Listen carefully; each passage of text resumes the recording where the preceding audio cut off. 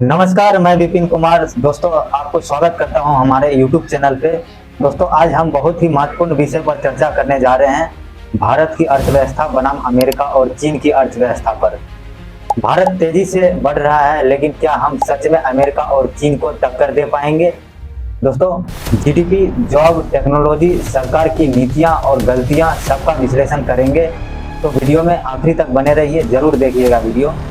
GDP size और growth rate को हम जानते हैं। अमेरिका की अर्थव्यवस्था दुनिया के सबसे बड़ी अर्थव्यवस्था है, लगभग 30 ट्रिलियन डॉलर है। और दूसरी तरफ हम देखते हैं चीन की दूसरी सबसे बड़ी इकोनॉमी है, जो करीब 18 ट्रिलियन डॉलर है। और हम अब भारत की बात करते हैं। फिलहाल भारत 4 ट्रिलियन डॉलर पर है, लेकिन भारत की ग्रोथ रेट सबसे तेज है। एक्सपर्ट का अनुमान है कि 2030 में भारत दुनिया की तीसरी इकोनॉमी बन जाएगा। दोस्तों, अब हम बात करते हैं डेमोग्राफिक और पॉपुलेशन के बारे में। अमेरिका और चीन मेडन एज लगभग 38 से 39 साल है, जबकि भारत की सिर्फ 28 साल है। यानी भारत दुनिया की सबसे युवा ताकत, यूथ वर्क फेस लेकर चल रहा है। दोस्तों, अब हम यही यूथ अगर स्किलफुल और एम्प्लॉयड हुआ तो भारत सुपर पावर बन सकता है। दोस्तों, अब बात करते हैं मिडिल क्लास और पॉवर्टी पे। भारत में अभी करीब 10% आबादी गरीबी रेखा से नीचे है, लेकिन मिडिल क्लास तेजी से बढ़ रही है। दोस्तों, मिडिल क्लास बढ़ने का रीजन ये है कि देश में इनइक्वालिटी है। लेकिन अभी हम बात करते हैं 2030 तक भारत में 50 करोड़ से ज़्यादा लोग मिडिल क्लास होंगे, जिससे डिमांड और कंजप्शन बढ़ेगा। और दूसरी तरफ अब हम बात करते हैं ट्रेड और टेक्नोलॉजी के बारे में, जो कि स्टार्टअप का जो ट्रेड और टेक्नोलॉजी है भारत का, वो बेहतरीन रहा है। और अभी हम बात करते हैं अमेरिका टेक और इनोवेशन में आगे है, लेकिन गूगल, एप्पल, टेस्ला के बारे में। चीन मैन्युफैक्चरिंग हब की दुनिया की 30% सामान वहीं बनता है। भारत सर्विस सेक्टर और IT hub, TCS, UPI, digital India है। अब हम बात करते हैं सरकार की गलतियां, मेजर मिस्टेक्स पे। दोस्तों, अब जरा ईमानदारी से देखें तो सरकार से भी कुछ बड़ी गलतियां हो रही है, जिसकी वजह से भारत की इकोनॉमिक ग्रोथ पूरी ताकत के सामने नहीं आ पा रही है। पहला हम बात करते हैं जॉब की कमी। ग्रोथ है, लेकिन रोजगार क्रिएट नहीं हो रहे हैं।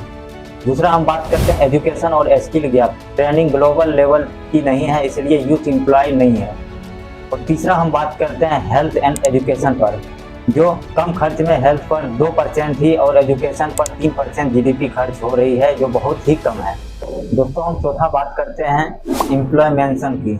एम्प्लॉयमेंशन की धीमी रफ्तार, योजनाएं कागज पर बनती है, लेकिन ग्राउंड पर स्तर धीमा होती है। अब पांचवा हम बात करते हैं इनक्वालिटी। ग्रोथ का फायदा रिच क्लास को ज़्यादा होता है और पुअर मिडिल क्लास पीछे हो जाते हैं।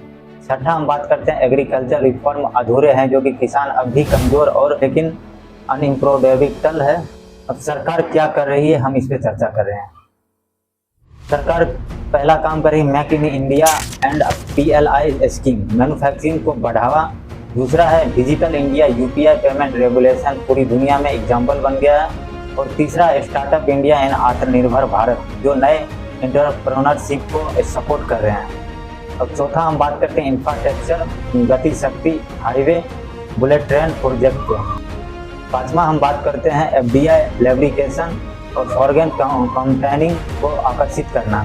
अब हम सरकार आगे क्या करना चाहिए इसके बारे में चर्चा करते हैं, जो कि पहला काम स्कूल रेगुलेशन, लाखों यूथ को AI, रोबोट, हाईटेक स्किल की ट्रेनिंग कराना चाहिए।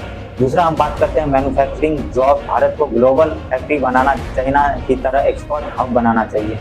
तीसरा हम बात करते हैं हेल्थ एंड एजुकेशन पे।